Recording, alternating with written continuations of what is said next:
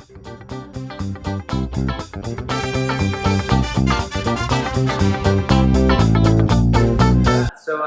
I'm here at the neighborhood juice and acai bar. Cafe and juice bar. Cafe and juice Yeah, bar. we were acai and juice bar, and then we kind of transitioned to cafe and juice bar. Okay, with the owner operator Chris Herrera, who's been nice enough to have me a little early in his house right now. So good morning. Well, we are a breakfast spot, so yeah, I guess it would make sense, right? Yeah, no, I dig it. We were hoping for a little better morning light, but we take what we can get. So thank you again for being here.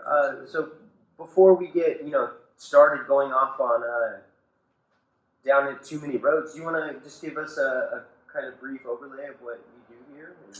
Yeah. So we are like I said, the neighborhood cafe and juice bar. So I guess our core products are it's all pretty much plant based. We do have a couple dishes with an over easy egg. And we do have a couple things that have honey in it. Other than that, it's 100% vegan. And yeah, we started out doing acai bowls. That's kind of like our core business. So we have 6 different acai bowls, and then we transitioned into organic cold pressed juices. Okay. And we obviously also have superfood smoothies, and then recently in the last year and a half or so, we've also transitioned into a lot of plant-based foods as well. Okay. So different types of wraps, Yeah. salads, stuff of that nature. Okay. Yeah. Giving everybody a nice healthy option. So you had a couple things with over easy egg, man. You caught my ear there. What type of things do you guys have that come with the egg on? So the avocado toast, you have the option to get an egg on that. Okay. And then we also have a Mexican breakfast bowl, which is quinoa, black beans, pico de gallo. We have an over easy egg, and then we have a couple of sauces. We have a cilantro lime crema that's made with cashews, and also a nacho cheese that is also made with cashews as well on there, and then topped with an avocado as well. So I've kind of experimented with a vegan mac and cheese in my own restaurants and stuff, and I use cashews as well for it. Is that the go-to? Is that the easiest? Absolutely, yeah. Yeah. Like on the cheese side of things and stuff like that, to be able to get that consistency and that that and nutritional flakes, those are the 2. Okay. Nutritional yeast. Oh, okay. It's definitely those 2. That combination of those 2 is able to get Could you do it just with the nutritional yeast? I don't know. To be honest with you, I'm not sure. Yeah, I'm not sure. Yeah, I mean, all of our sauces have it's cashews and nutritional yeast or whatever. So yeah, okay. I'm not sure. So do you yourself do a vegan plant-based diet? I am not. No. Okay. I would probably say I probably eat vegetarian probably 75% of the time, but I'm not a vegan 100% of the time. Okay. Yeah, I do it every now and again too. I try maybe one day, at least a week. Either I try to fast 3 times a month if I'm good, and I'm not always good. Right. So on the days that I skip my fast, I'll try very, very hard to do at least a vegetarian diet, because I think it's good for your body, cleanses. Yeah, and honestly, that's when we kind of put this business together, and then moving forward, in the last couple of years, how it's kind of transitioned, and what we've really trying to go for is I'm not trying to turn people vegan or vegetarian or something like that. Mm-hmm. I don't think that's a very hard step, first of all. But I think if we can just eat vegetarian or vegan a portion of the time, and not have to be I need to have meat with every meal. Mm-hmm. I think if you just cut it down 25% of the time, that only helps out your body, because we're not meant to be able to digest as much meat as we have accustomed to. Our teeth, we're not meant to do that. And then also a bigger part is obviously the environment and stuff like that, and what cattle and all that stuff, can do to the environment and global warming and stuff like that. Yeah, and then a lot of I don't know what your take on it is, but a lot of grain-fed cows and stuff, they have to give them antibiotics for the cows to actually digest that stuff, and then what that does is it causes separation in the meat, and you can actually visibly see it. Mm-hmm. And I spend a lot of time butchering meat and stuff, and that stuff's actually super hard for you to digest too. I mean, we can't. We're ingesting I mean, you are what you ate, you know, essentially. So I kudos to bringing the cold pressed juices and another option for people. Yeah, just trying to have something that's quick and easy, and so instead of lunch, instead of thinking you have to do a sandwich or burrito or something like that, just having a nice clean option that you can also go and grab real quick. And so that's what we've been kind of transitioning a lot into like a grab and go sort of situation, doing more every morning, putting together salads and wraps and stuff like that, where people just come and grab them. Do you have a number one, like a hit? I mean, I think our acai bowls are probably our biggest hit. Our slow bowl and our high street bowl. Our slow bowl is like a more of a berry-based acai bowl, and the high street has like a peanut butter. Okay. So maybe for people who don't know, like what's an acai bowl? Acai bowl is acai berry is a berry from South America that is very high in like antioxidants, stuff like that. So basically, we blend fruit and all this stuff together, and it comes out like into like a sorbet kind of consistency. Okay. So that's your kind of like your base, and then you top it with granola and all kinds of other fruit. Brazilians been eating it for years and years. It's like a huge staple of what they do for lunch and breakfast there. And then it's within the last maybe 8, 9, 10 years ago, it kind of made its way to like Hawaii, and then like in the last like 5, 6, 7 years, it's kind of made its way over into the mainland. Yeah, I vaguely remember like 9 years ago or so, somebody trying to sell me like an acai. It was like in a wine bottle, I feel like. Okay. And it was like they were trying to sell it as like a super food that were like, I don't know, it was like a pyramid scheme type thing. Yeah. So I think what's it called, like Motive or something like that. It was like something similar to that, where they had like in a drink. Yeah. And so they were kind of like, it was kind of a pyramid scheme. But I mean, the drink itself is. I mean, it's. Oh yeah, no, I'm not. No, but I mean, their whole like scheme was a pyramid scheme. But yeah, it did.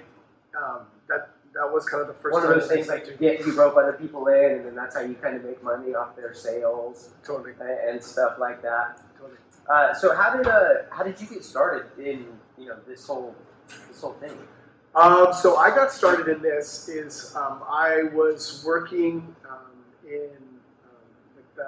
I was working with health food, like more beverages and stuff like that. So like coconut waters, yerba mates, and stuff like that. So I was down in San Diego selling those, and I was working with a lot of health food companies and stuff like that. So one of my good friends ended up working for this company called Sambazon, which was one of the first companies to bring acai over to the U.S. So you probably see their product in like Costco. I feel like it's a brand. They're the biggest, they're the biggest like acai brand, I feel like, in the U.S. now. So he was making his acai bowls, and he was going up and down the West Coast, like helping out cafes. And so I tried it, and I loved the product itself. Thought it was awesome, and he kind of convinced me. He's like, this is going to be something. He's like, they're selling really good in these cafes. He's like, if you do it the right way, like it's going to definitely be something that's going to have legs, and it's going to be here for a while and stuff. So he's the one that really kind of got me onto it, and from there, One thing that we didn't mention in the beginning, that you actually have 2 locations. We have 2 locations. We have a third one opening up February, March. Yeah. Okay. San Luis Open Market down south part of San Luis. So the one in San Luis now, is that was the original one? That's the original one. Yeah, we've been there for like 4.5 years. Nice. Yeah. That's good. I mean, because once you get over the couple-year hump, that's normally a very good sign. Yeah. So, were there any hurdles that you didn't foresee? Yeah, I mean, God, from building out our different spots, it's always a big hurdle.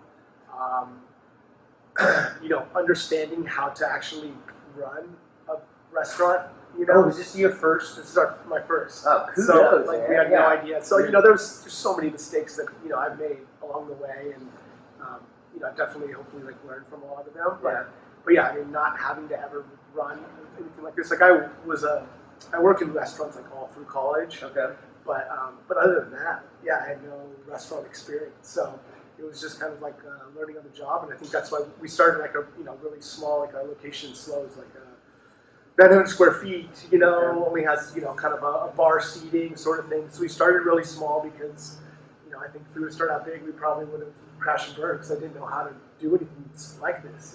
So we started out kind of small and, been kind of working our way up. Did you have any resources prior to opening that you kind of reached out to, or something that you could say helped you? Like I said, probably my buddy John, who had worked for Amazon, and really helped us out with the recipes and getting us into, hey, use these kind of blenders, getting a thick, good consistency is the most important thing at an acai bowl. So I think that that was, as far as on the acai side of things, that was kind of the biggest thing. Yeah. And then other than that, before I was in the health food, I was working for a small batch vodka company.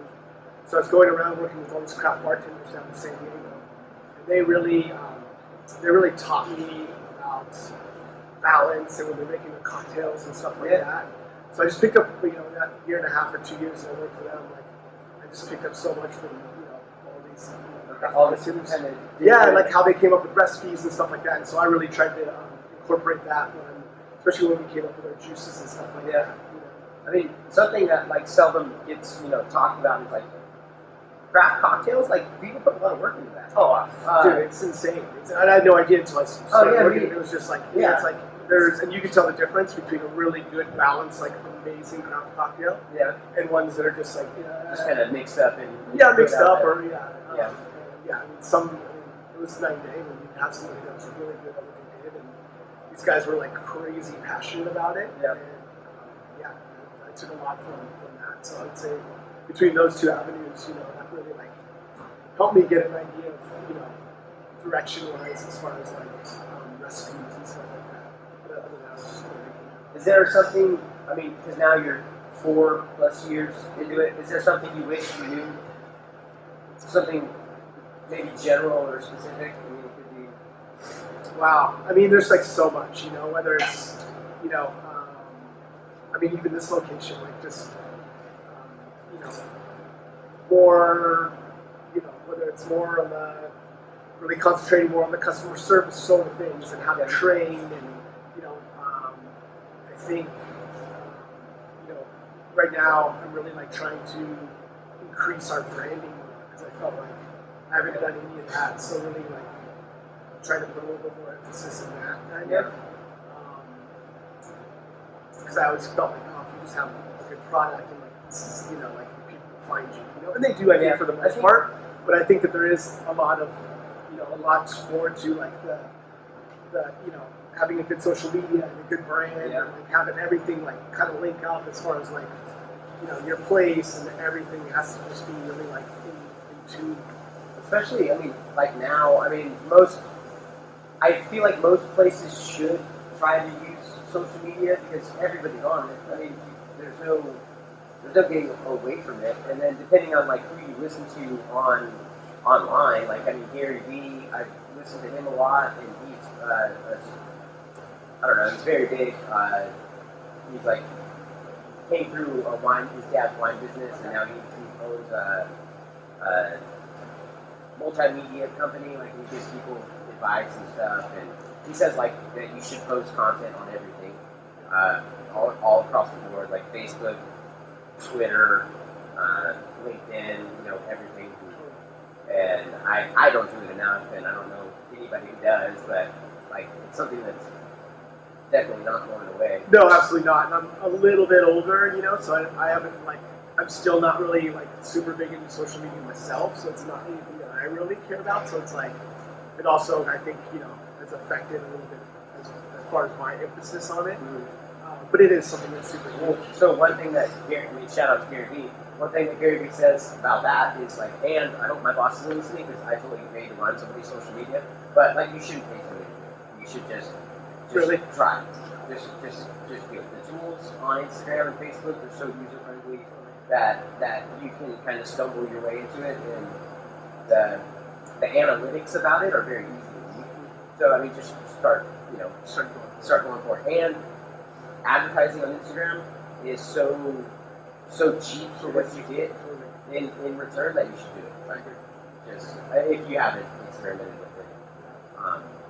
But yeah, then other than that, I think the numbers, like really analyzing the numbers, I felt like that's something we did not do in the first 3 years or so. Okay. So I felt like, our food costs maybe didn't line up with everything, kind of, so like really understanding those and like digesting those like on a constant basis. That's big. Yeah. Yeah, it's also something that like, we think we come up with our food costs when we first started and all this stuff, but like things change and all this stuff, and I think that that's something also that it's a huge like learning curve for us.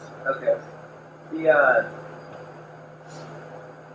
I mean, because there's always things that you kind of can miss, and there's it's a little early, so my grabbing of words isn't coming in so great. But there's like what's the word I'm looking for, where there's just a lot of things that you don't plan for when that you can dispose of, or things that get overlooked. Is there some common things that get overlooked that you could help, that you would recommend for a new business guy, somebody who's kind of thinking about starting something like this? Man, I don't know if there's like one thing that gets overlooked. I mean, I think every place is maybe a little bit different. Yeah. So it's hard to really put a finger on one thing. But yeah, I mean, you have a game plan of what you think the numbers are going to be when they're going in, and I think just constantly like looking at them and digesting those numbers, I think is something that is just super important, because what you feel like, we felt like, it's like, we have this amount of, electric should be $400 a month, and it's like, it's $800 or $900, and it's like, I don't know how it's that much, but it is that much, and it's like, so those kind of things, that you think they're going in. And then going into that, it's kind of just a guess, right? Right. I mean, you're like, my electric bill at home is $100, and it's like I'm adding like 3 or 4 more refrigerators, so it should just be like an extra, whatever sort of amount. Maybe 3 times as much. 3 times as much, and that's totally like giving myself some leeway on that. So, but yeah, I mean, it's just stuff like that. There's all kinds of other little costs that just kind of start, going in. Yeah. So a lot of people, have a stigma about opening a restaurant, and rightfully so, because a lot of places don't make it. What drove you to kind of want to do this? Was it mainly John? No, I mean, I felt like I've always wanted to own my own business. Okay. And so I didn't. That's been with me for a super long time. So I always wanted to do something like this, and then I think it was always about trying to find a need and fulfilling it. So I felt like there was nothing on the Central Coast. There was no acai. I felt like it was an up and coming sort of product, and it was definitely something that the younger demographic definitely gravitates to. So being next to the college. I just felt like it was we had a high success rate of being able to make it, and it was also a low, we need a ton of capital to get this going. Yeah. So we felt like the risk and reward was there. Yeah. As far as but we also felt like we knew we were going to get. I knew I wasn't going to make it off of this one little 900 square foot shop, and next to Cal Poly. So it was, about okay, start there. That's our first little building block, and we'll kind of Was the plan always to come to Paso, or how did this baby start? No, I mean we had talked about. We actually had somebody approach us this was going 2.5 years ago, and wanted to come up north, and so he kind of talked us into doing a franchise. Okay. So we actually opened up one off of First Street. This was about 2 years ago. Okay. I didn't own it. I was just in Paso. So it was like on spring 1st. Okay. And, Yeah, that corner over there where they have like and so I didn't own it. We just we franchise fee and did all that sort of thing. And then probably I was gonna run it for like the first year and help them out. And then a couple months into it, I was like, these people they're not the right people for this, Yeah. And so a couple months into it, I was like, you could do whatever you want, but we're taking our name and we're just gonna go back. Okay. So that's another like learning lesson is like, business partners doing that sort of thing, like make sure that you definitely vet somebody, and like understand a little bit more about them, and that's something that we did do, that we love the idea, and we love the idea of getting a certain percentage for just our idea going there. And but yeah, it was so that whole thing happens, and then we go back down to San Luis, but I knew that there was I saw like a ton of people. I mean, especially for the juice, like there was a need for it here. Yeah. And so after we went back down, I was like, you know what, like downtown Paso's growing. I feel like there's a huge need, even though they started something similar to us. I knew that they didn't really have the ability to keep it going, and I was willing to kind of willing to compete with them. And so yeah, I mean, it took about 6 months to find a spot down here, and then we kind of started. You have a great spot. I mean, we're super. Street. This is the main vein right now of downtown. Yeah. How do you feel about downtown Paso and the trends? Is there like? Yeah, I mean, I feel like it's definitely up and coming for sure. There's no doubt about it. I think that there's just like more and more growth. I mean, there's a huge beer garden just down the street. It's looking like another 2 or 3 months since we opened up. I think they have another little open market down the way. But yeah, there's just Paso itself and just the tourism. I think is it's insane. And we see it. I think. We have our core group of people here in Paso that are into this stuff and everything like that, and we're constantly grabbing new people. But it's amazing, like especially on the weekends, how many people are coming in here that are from LA and San Francisco, and they're super familiar with this stuff, right? So they know this stuff and they search it out. But yeah, so there was definitely a need, and I think that that like I said in the beginning, I'm super grateful for there being a healthy, alternative, and your downtown Paso, which is great. Do you have your go-to for like a new person who's coming in here first time? Would you recommend an acai bowl or?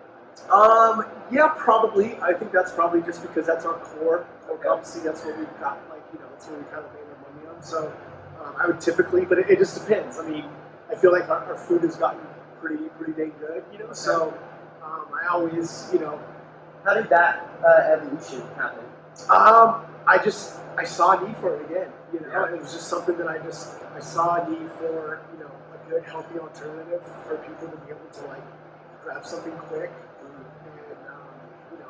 instead of doing a sandwich or a burrito or whatever, to have that option to have something good. So what was your first?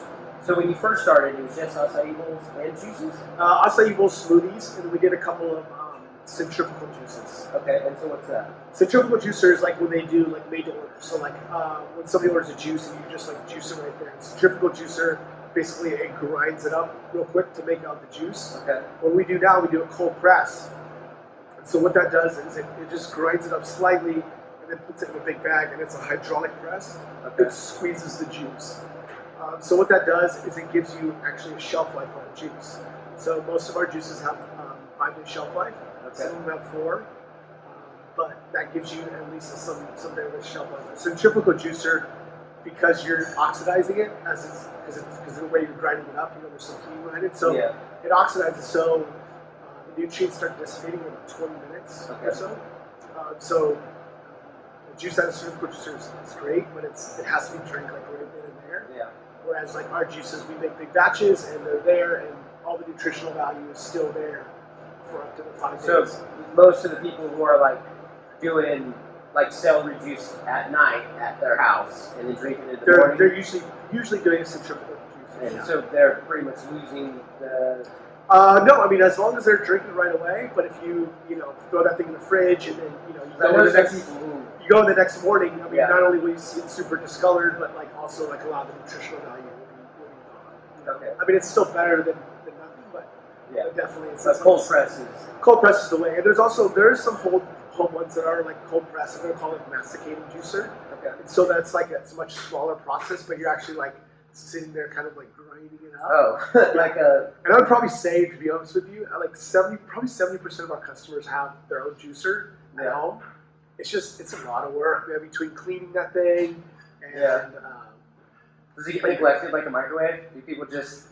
Oh, I mean, like at home, like is that like a normal trend? Yeah, I mean, I think there's probably good amount of people that have one that's kind of in the back of their cupboard, and every once in a while they'll go to like farmers market and they'll get a bunch of good stuff, and they get the kind of juice. But it's like, as far as doing it on a daily, semi-daily basis and stuff like that, you got to be pretty dedicated and have some time for sure. So you evolved into the juices and then the made to order stuff. What was your first?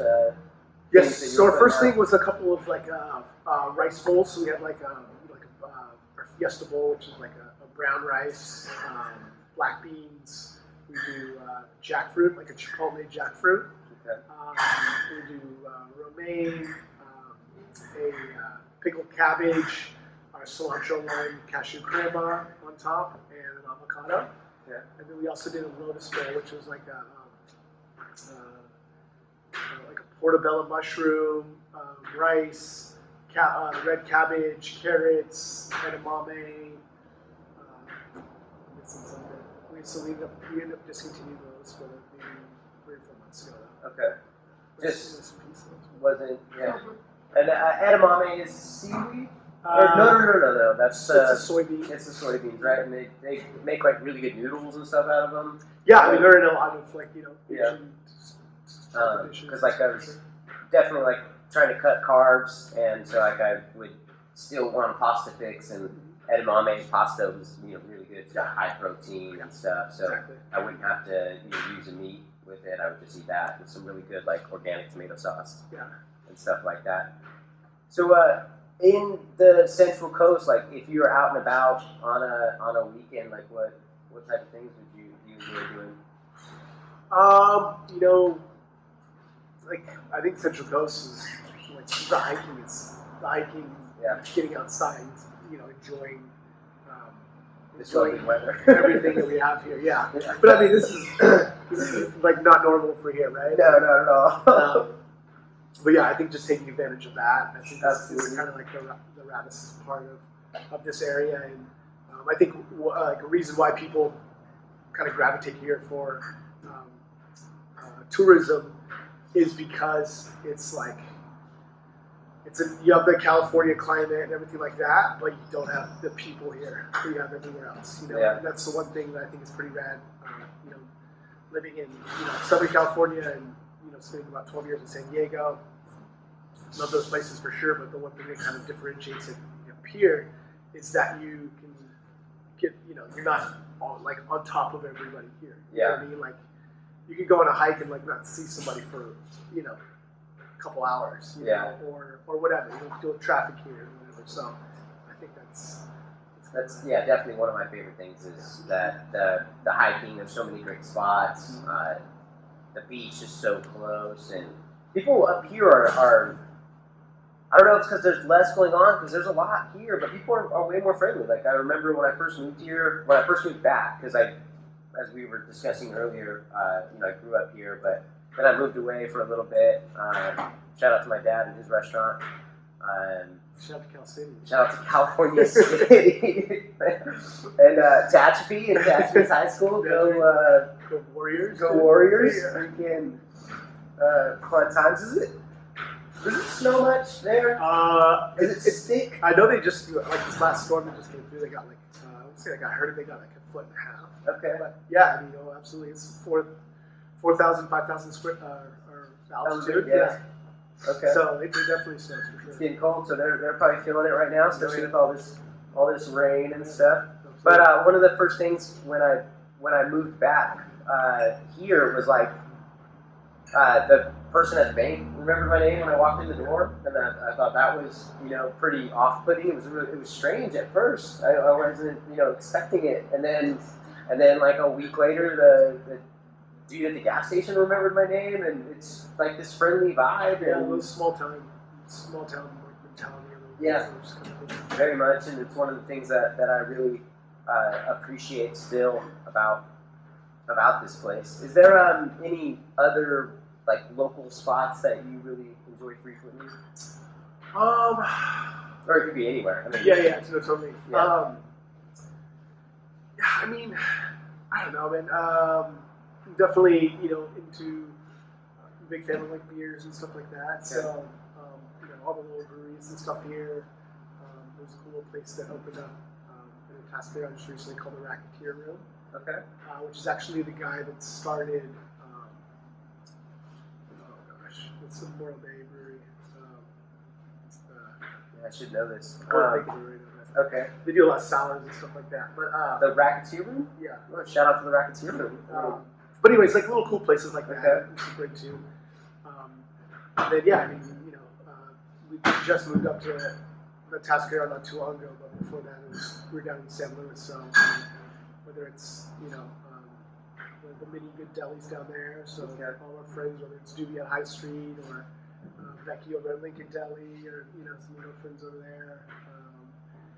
And then as far as like restaurants wise, like that Flower House is awesome. Do you do much cooking at home? Yeah. What do you have a go-to dish? Long day, long day. Not really. I mean, not really. I try to switch it up quite a bit. Okay. So nothing that like really is like. I do a lot of like stir fry type of stuff. So just mixing it, I feel like you can do just so many different. Whether it's you're throwing in a curry or an actual stir fry sauce, and just or rice and veggies and stuff like that. Yeah, nice light. If you want to throw in a protein, you can, but you can also do tofu or whatever. So I love that. Okay. Thai food, big into Thai food for sure. Yeah. Asian food's definitely the most, I think, like common denominator when I ask somebody what they like the most. Everybody says Asian food, and I don't knock it at all. Like I 100% agree. Like I wish that I didn't. I wish I knew more. I wish I could have gone overseas when I was young and staged at a couple. And they're the flavors in them are just so like pronounced. Whether it's like a lemongrass or whatever it is, it's just like I don't know. It's awesome for sure. Yeah. Is there things on the horizon? Is there another if you were doing something else, what would you see yourself? Another life, another Paso. I don't know. I don't know. Do you partake in craft beer? I don't per se, but I do have some of my really good friends do. And I mean that's something that is awesome for sure. Yeah. That is also like you build a recipe and you're doing all that stuff. That's gotta be hard. I mean, that's gotta be. It's a lot of work for sure. Yeah, and I think, but I mean, what an awesome business, right? Like, I think especially if you would have got into it a few years ago, like, I mean, the breweries, like, just being down in San Diego when that boom happened, and it was like, I mean, that's you had a handful, right? and then it's just like there's certain neighborhoods now that have like 5 square miles. There's like 40 of them. Yeah, like this whole blocks, it's just it's insane. it's insane. Yeah. So great business. I mean, there's still room for sure. Up here even I think is definitely there's more and more that keep popping up for sure. I mean, pretty soon in the tap water in San Diego, there's going to be alcohol content. Probably. There's going to be percentage. There's going to be a warning on the tap. Yeah, probably for beer for sure. Yeah, but I mean. That's coming up, and then here you have so many wineries too. I mean, it's almost the same thing, just different channel. Mm-hmm. But so as we're kind of winding down, how can people get a hold of you? Where are your locations at? Yeah, so we have our website, www.neighborhoodacai.com. Okay. I'll put a link in the description to that. Cool. Social media, Instagram, Facebook, both of those things. And yeah, so we have Are you neighborhood acai on Facebook? Yeah, so it's neighborhood_acai. Okay. I believe is our handle on there for sure. But yeah, I think just searching that, I think should be able to come up. Okay. Yeah, we have our location in San Luis Obispo, our first location on Foothill in Santa Rosa. Our location downtown Paso on 13th Street, and then our location come February is going to be on High Garrett Tank Farm in the new San Luis open market on February. And then I also know that I know some people who do like daily cleanses. Do you have a program for that? Yeah. So we have juice cleanses that people can a day juice cleanses up to we have some people that will juice cleanse up for 5 days or so. Okay. Amazing for the two things that I always tell people: giving your digestive system a break and flooding your body with nutrients. Yeah. And those are the two main things about juice cleanse, because 30% of the average person's energy goes to digestive food. Down. Yeah. So like when you eat a big meal, Thanksgiving for say, you're tired, you want to take a nap. Mm-hmm. That's because all of your energy is going to digesting food. Yeah. So if your body doesn't have to digest food at all for a day or 2 or 3 days, it basically uses that energy to go and fix other things or do other things that normally it's used to digest food. So. Yeah, and then I feel like this is just my attempt at humor, but like, do people just keep trying to go longer and longer? It depends. Like, it definitely takes juice cleanses are not easy. Like not eating anything for 2 or 3 days. Any recommendations for people attempting? No, I mean, I think that like we tell people, like, if you can eat vegetarian a day or 2 before, because like if you have say you have a big burger the day before and you go on a juice cleanse, like all those toxins are going to come out of you. Yeah. And so you're going to have headaches and all this stuff for the first day or so. So to eat clean for like a day or 2 prior to that is like super important. And then it's just mind over matter sort of thing. Like, you could go for a really long time doing juice cleanses, but like we're so used to chewing that it's just like kind of like a mental battle that you have. Oh, really? Yeah. Yeah. But people that are I have many yoga teachers that'll teach 3 or 4 hot yoga classes a day and they're in juice cleanse, and I'm like, I don't know how you can do that. No, that's crazy, that's but rough.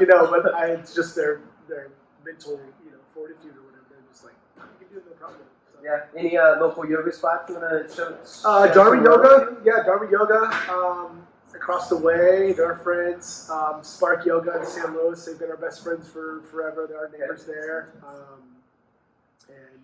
Yoga Standard's going to be our new best friend. And cool. Yeah, over at the Luis place. And sweet. Yeah, Orange Theory's going to be over there. So there's community, the health food community is not, health in general is not something that keeps on getting bigger and bigger. Yeah. Oh yeah. No. Health is definitely on the rise, and for good reason. I mean, our American diet is a little not the best. They didn't plan that out very, very well when they were mapping that program. So healthy, sexy, and it's good. Well, is there anything else that you want to let the people know? No, like I said, just come give us a try. Any juices coming out? Come. Nothing. I mean, we have a couple new items that we're working on. We're coming up with some soups, so that's going to be launching here pretty quick. Is that the season? Yeah, and then we have a matcha waffle that's going to be coming out here pretty quick too. Yeah, with the fruit on top and coconut whip. Okay. So wait. Is there matcha in the waffle? Yeah. Okay. Yeah. Matcha in the waffle, and then you have fruit, and then you have a coconut whip on top. Okay. So there'll be no eggs in the waffle, or? No eggs. Cool. No gluten-free. So, yeah. Sweet. Well, guys, be on the lookout for that. Yeah, for sure. Thanks, Chris. I appreciate you. Yeah, absolutely, Andrew. Yeah. Thank you so much. Always, we're out. Bye, guys.